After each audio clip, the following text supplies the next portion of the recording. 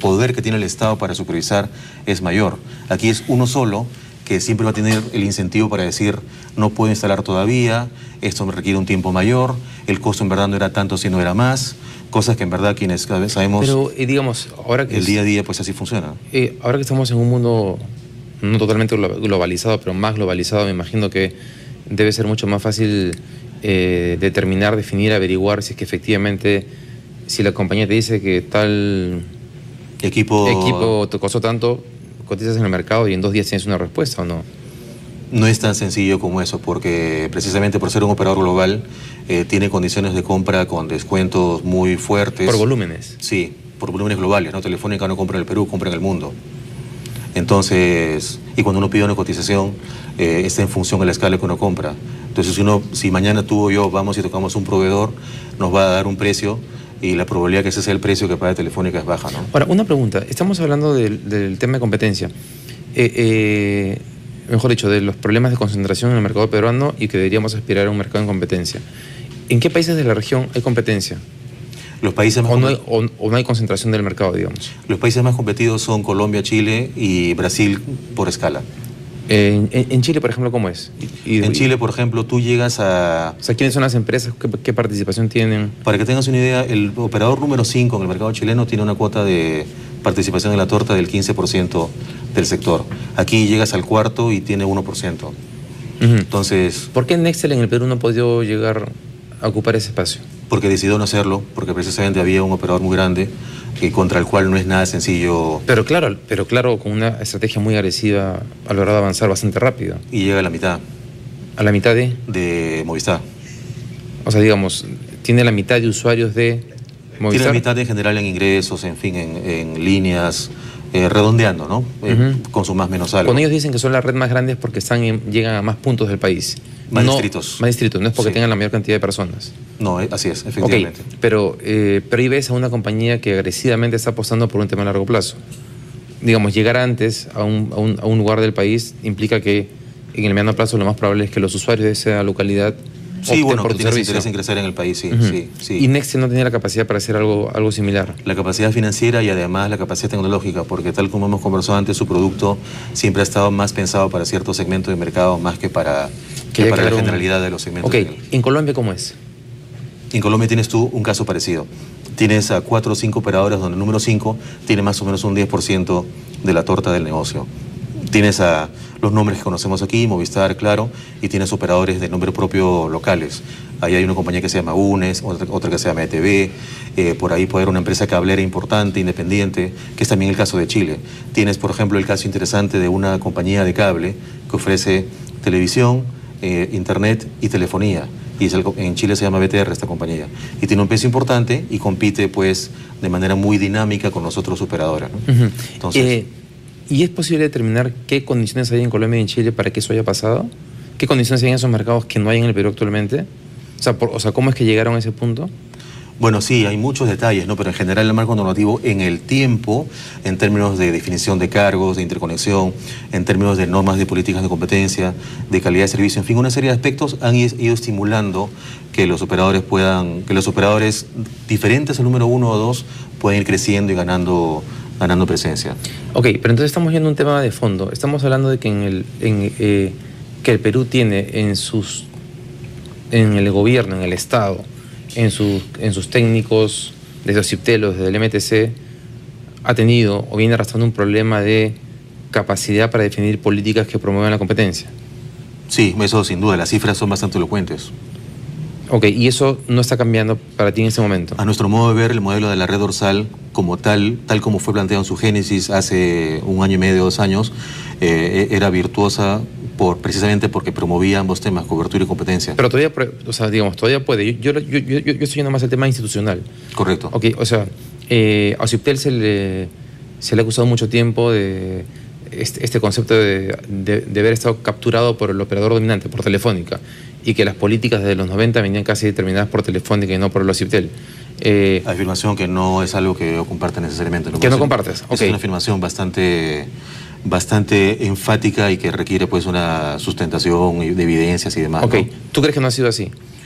Lo que creo es que todo lo que ha habido en marco normativo ha sido insuficiente y las cifras son bastante Pero por elocuentes. eso, ha sido más por incapacidad técnica que porque el operador dominante haya capturado al regulador o al MTC, digamos. Como bien decía un amigo que experto en regulación, si es que la competencia está fallando por regulación, entonces es un problema del regulador más que del regulado, ¿no? O sea, sí, el marco normativo podría haber sido más enfático en promover la competencia en los últimos 20 años, sí. Además de la red dorsal, ¿qué se podría hacer en el Perú para promover la competencia? ¿O crees que ese es el eje central? Bueno, en los últimos tiempos estuvo concebido así, para que sea una herramienta muy útil, ¿no? Fuera de eso, todo lo que vaya a contemplarse en la ley de telecomunicaciones que está encaminada ya, hay una serie de elementos que pueden ayudar en ese sentido. Por ejemplo, hay una iniciativa sobre las microtelcos que hay que ver si funciona. Está pensado para que haya operadores locales en provincias del país que con ciertas características técnicas puedan convertirse en operadores pequeños, ¿no? Y puedan ir creciendo. También normas de competencia más específicas sobre las redes de cable, redes de cobre, en fin, hay una serie no se trata de una o dos medidas aisladas, se trata más bien de una visión sobre... Claro, conjunta, pero quería tratar de definir unas tres o cuatro medidas que fuesen, digamos, contundentes en ese objetivo de la promoción de la competencia. Todo debe girar en torno a, bueno, no todo, pero una parte importante en torno a la relación entre operadores. Los operadores deben siempre establecer relaciones para interconexión, por ejemplo. Y eso decanta, por ejemplo, en los cargos de interconexión, que es la forma en que ambos se liquidan cuando se generan tráfico entre sí. Ese es un ejemplo sobre cómo se interactúan. O, por ejemplo, la compartición de infraestructura. Telecomunicaciones se caracteriza porque tiene una gran infraestructura en la cual no es económica y socialmente rentable que haya demasiadas redes. Entonces, con que haya una gran red y que esta red esté obligada a que arriende al resto de operadores, eso ayuda a que haya competencia. Entonces, ese es un ejemplo, por citar un caso, de cómo podría ayudarse a promover la competencia, que el gran operador arriende de manera obligatoria su infraestructura a operadores entrantes.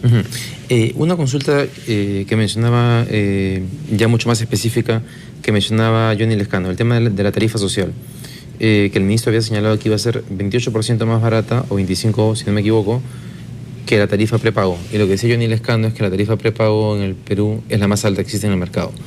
¿Eso es cierto? Digamos, ¿dónde está la verdad? Sí. ¿Es un beneficio finalmente para los pobladores o va a ser un costo muy alto? Una vez más entramos en el detalle de la cifra de 3.000 millones, de dónde sale, que es un albur, no es algo que no está informado por el gobierno. Ahí las cifras que se toman en cuenta es 50 centavos y 25 centavos. La cosa es que... Perdón, ¿quién la toma en cuenta? Esto de 50 y 25. Está establecido en los términos y condiciones que han sido anunciados. Digamos que a los poblados a los cuales se va a llegar con una tarifa de 0,25 centavos por minuto. Sí, en vez del 50. Pero el 50 no es de prepago, el 50 es de pospago. El 50 es la tarifa estándar en el mercado. Claro. Sí, la cuestión es ahí cuáles son las cifras que uno toma como referencia, ¿no? Porque ahí debe haber un cálculo de cientos de millones de soles, que son parte de los 3.000 millones, que resultan de 50 menos 25 por los 40 minutos mensuales, por el millón de beneficiarios. Es un cálculo aritmético. ¿Tú crees que tú me estás diciendo que parte de los 3.000 millones de soles... Sí, claro. No son inversión concreta, sino es por supuesto. ese subsidio que se está generando? Por supuesto, ¿no? Entonces, eso es algo que hay que ver cuál es el número que uno toma en cuenta, porque 50 centavos no es una cifra que todos paguen, ¿no? Sino el gran promedio es una cifra menor que esa. Entonces... disculpa que insista en la pregunta, pero sí.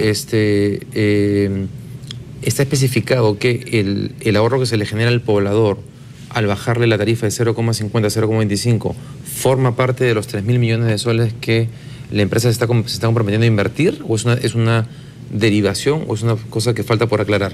Bueno, tal como está en el documento oficial publicado por el Ministerio, es uno de los 7 compromisos que el operador... No, claro, es un compromiso, ¿no? que la tarifa sea menor, pero, sí.